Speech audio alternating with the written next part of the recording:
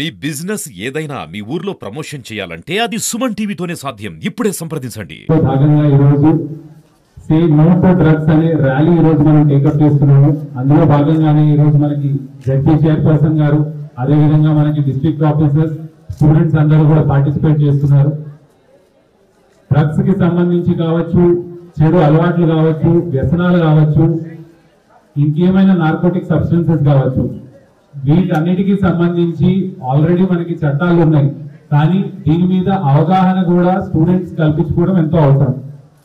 English లో there is a proverb, empty mind is a devil's workshop అంటారు. అంటే మనకి మైండ్ ఖాళీగా ఉండి ఏం చేయాలో తోచట్లేదు అన్నప్పుడు ఈ చెడు అలవాట్లు కావచ్చు, వ్యసనాలు కావచ్చు, వీటికి అలవాటు పడే ఛాన్స్ ఎక్కువ ఉంటుంది. సో ఫస్ట్ థింగ్ నేను చెప్పదలుచుకుంది ఏంటంటే, మీకంటూ ఒక లక్ష్యాన్ని పెట్టుకోండి, మీకంటూ ఒక ధ్యేయాన్ని పెట్టుకోండి.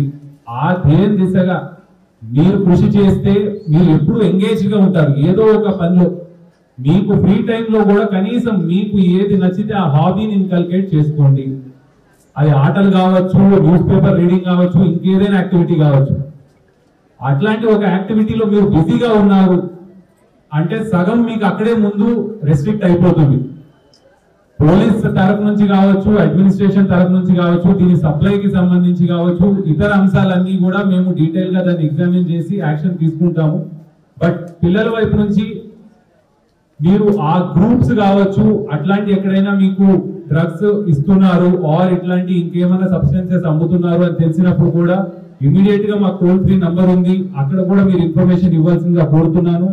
అండ్ లాస్ట్లీ, మీకు సంబంధించిన వరకు మీరు మీ లైఫ్ లో మనం ఏం అవ్వాలి అనుకుంటున్నాము అనేది ఆ డ్రీమ్ ఒకటి, ఆ ఫోకస్, ఆ హార్డ్ వర్క్ తోటి పనిచేయండి. అలా మీరు ముందుకు వెళ్ళినప్పుడు ఇటువంటి ఏ రకమైన చెడు అలవాట్లు కావచ్చు, వ్యసనాలు కావచ్చు, మిమ్మల్ని టచ్ చేసే పరిస్థితే లేదు. సో ఆల్ ద బెస్ట్ చెప్తూ ర్యాలీ మనం స్టార్ట్ చేస్తాం.